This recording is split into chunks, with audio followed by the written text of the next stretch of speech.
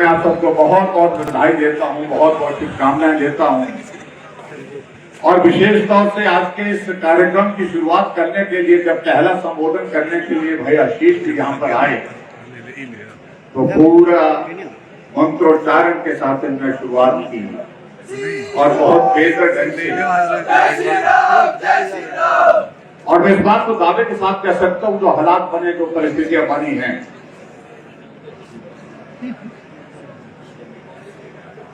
जहां हिमाचल प्रदेश में 2014 में 4 सीटें जीते थे, 2019 में हम 4 सीटें जीते थे, वहां अब की बार 2024 में भी 4 सीटों पर भारी बहुमत के साथ हम जीत हासिल करने वाले हैं। ये तो बात लोकसभा के चुनाव के संदर्भ में। हमारे साथियों ने आपके बीच में इस बात का भी जिक्र किया, यहाँ पर एक अलग तरह का परिस्थितियों का एक दृश्य देखने को मिल रहा है। बहुत सारे चेहरे आप मंच पर देख रहे थे जो यहाँ हमारे साथ नहीं दिखते थे, लेकिन आज हमारे साथ यहाँ मंच पर दिख रहे हैं।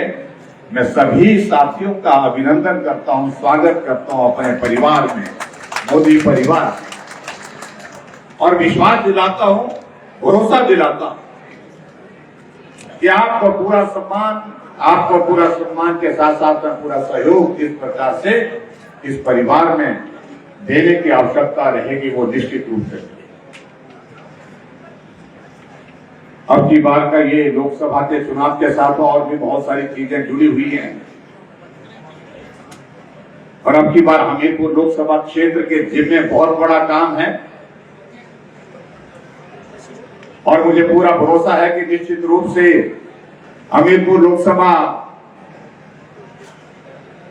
उस काम को बहुत जिम्मेवारी के साथ पूरा करें।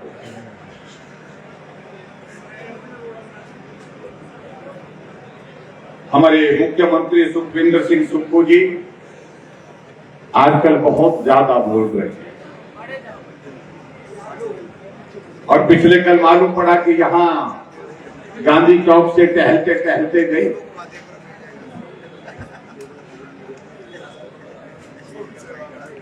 ज्यादातर जिंदगी का हिस्सा उनका टहलते टहलते शिमला की माल रोड पर गुजरा है। ये हकीकत है, मैं इस बात को उनके ध्यान में लाना चाह रहा हूं।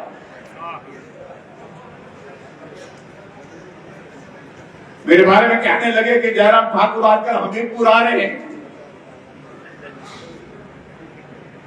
मैं अपने मित्र सुक्खू जी को कहना चाहता हूं, मैं आज से नहीं कई वर्षों से आ रहा हूं, बार बार आ रहा हूं, और इस बात को अगर आपने पुष्टि करनी है, आप 15 महीने में जितनी बार आए उससे ज्यादा में 1 साल में है यहाँ हमीरपुर, पहले साल में ही हमीरपुर जिला में आया।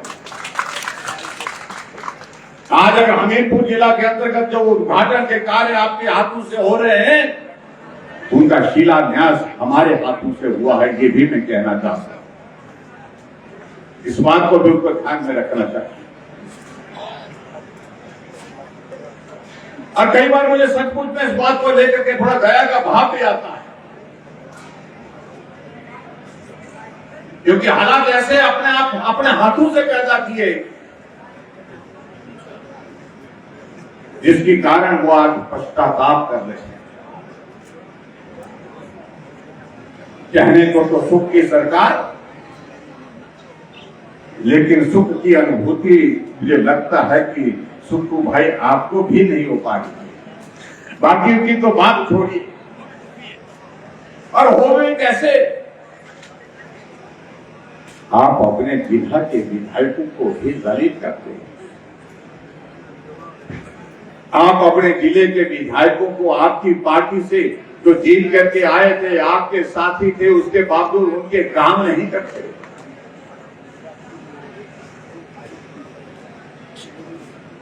उनको मिलने का समय नहीं देते।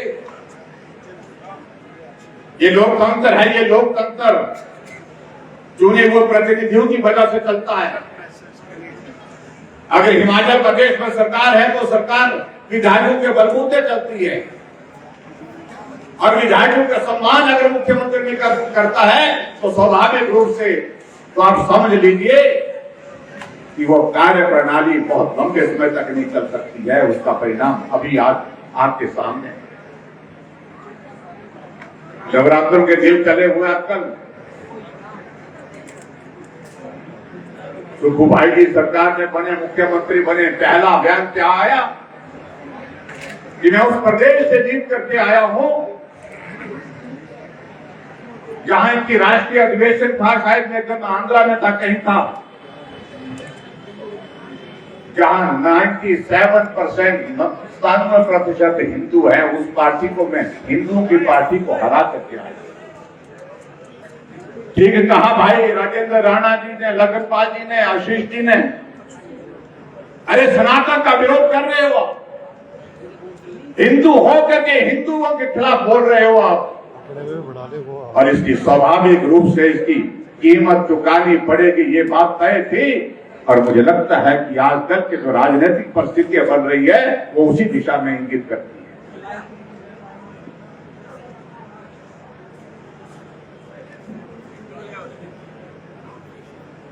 हमारे बीच में हमारे साथी बैठे हैं,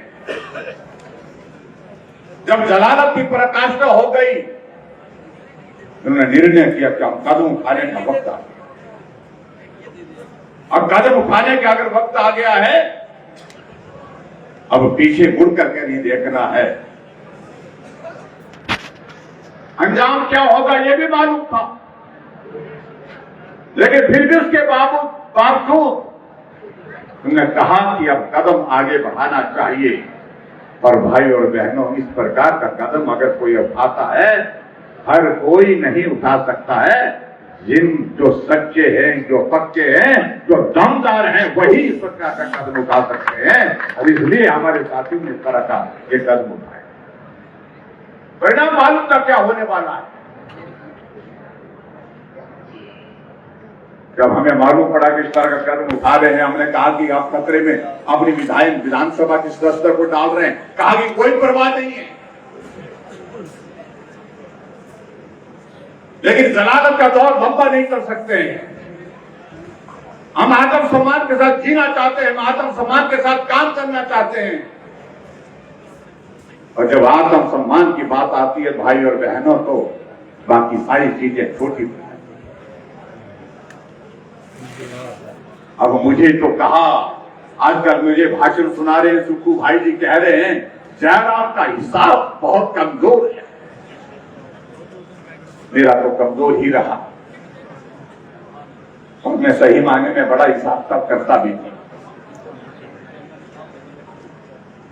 लेकिन आपका हिसाब तब हमसे मजबूत है, बहुत तगड़ा है, ये भी नहीं मुझे लग रहा है। कह रहे थे 43 है, 40 + 3 43, घटेंगे कितने, 2 घट गए तो कितने हो जाएंगे, तब भी 40 रहेंगे, 3 घट गए तो भी 40 रहेंगे। और मैं बधाई देना चाहता हूं अपने साथियों को, 6 कांग्रेस के साथियों को और उसके साथ साथ 3 निर्दलीय विधायकों को। चोरी छुपे नहीं किया उन्होंने। कांग्रेस का पोलिंग बूथ पर बैठा पोलिंग एजेंट उनको वोट दिखा करके आए।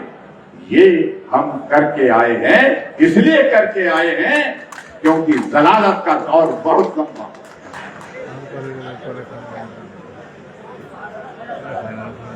और मेरे हिसाब के बारे में चिंता मत करिए, लेकिन आपका हिसाब कैसे खराब हो गया। आप 43 से 34 पहुंचे, हम 25 से 34 पहुंचे। और जब परिणाम की बात आई, जब बराबर हो गए, तो हमें दिल से भरोसा हो गया एक बात को लेकर के, अब जीत तो हमारी ही होगी, क्योंकि होए वही जो राम रचि राखा। जिस मनु सिंह बिल ने सुप्रीम कोर्ट में जाकर के भगवान रामचंद्र के अस्तित्व को ललकारा था, राम पैदा ही नहीं हुए थे, राम का अस्तित्व हमको साबित करके दिखाओ।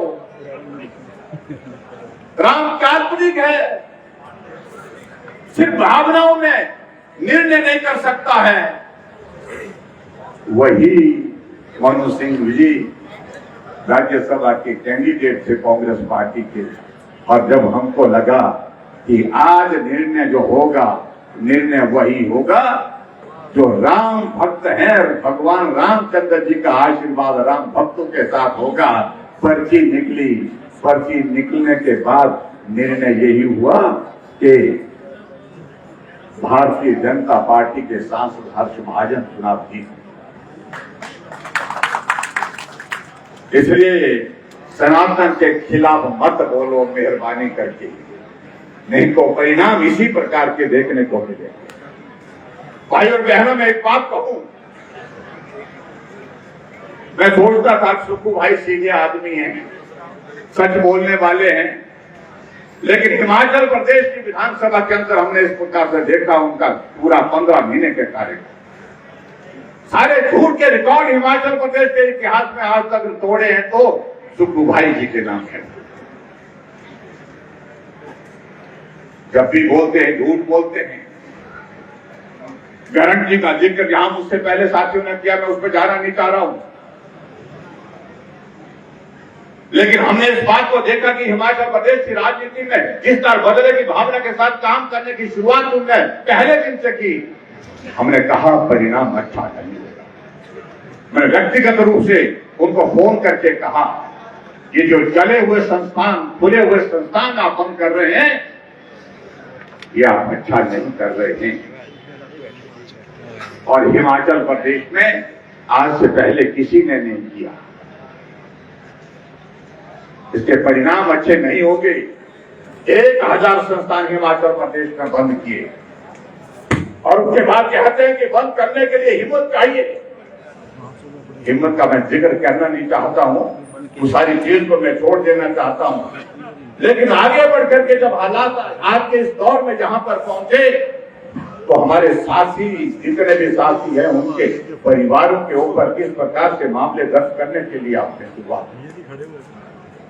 कांग्रेस पार्टी का विधायक रहे और आपसे ज्यादा पुराने कांग्रेसी लता ठाकुर लाहौल स्पीति में कब राजनीति,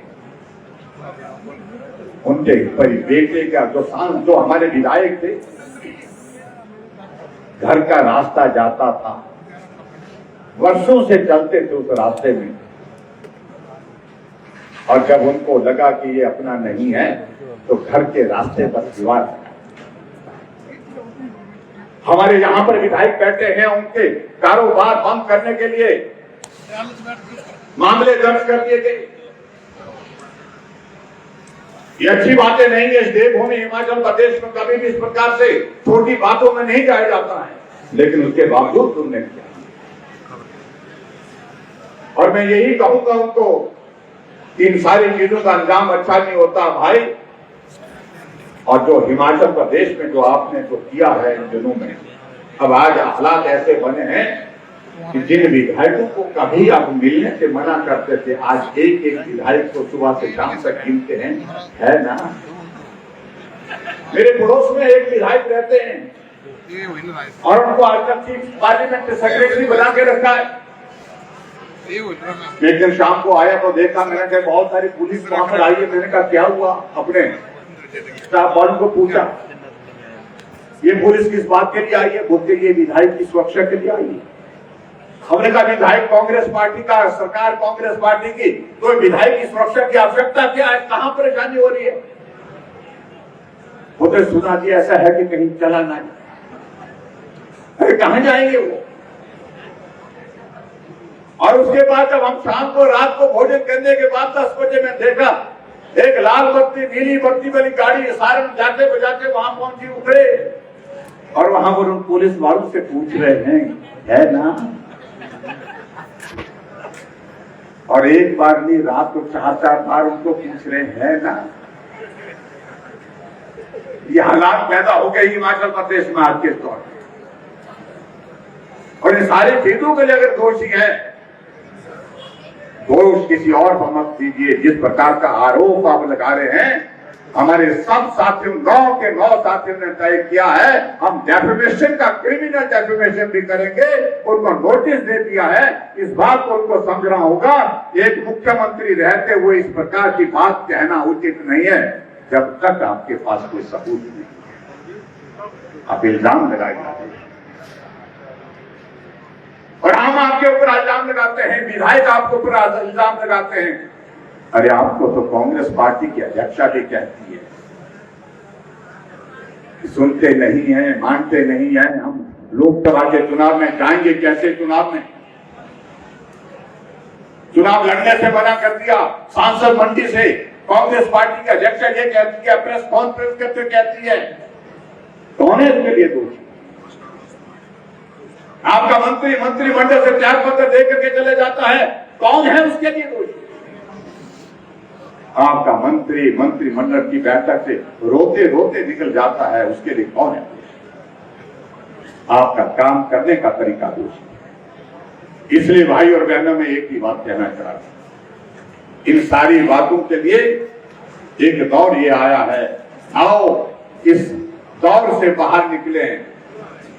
देश में नरेंद्र मोदी जी के नेतृत्व में सरकार बनना तय है। ये दीवार पर लिखी हुई भारत है, कोई ताकत नहीं रोक सकती है। हम पार्टी के लोग हैं, हम तो बोल ही रहे हैं, लेकिन पूरा देश बोल रहा है, पूरी दुनिया बोल रही है। देश के प्रधानमंत्री, भारत के प्रधानमंत्री तीसरी बार अगर कोई बनने वाले हैं तो नाम एक है, नरेंद्र मोदी जी, नरेंद्र मोदी जी, नरेंद्र मोदी।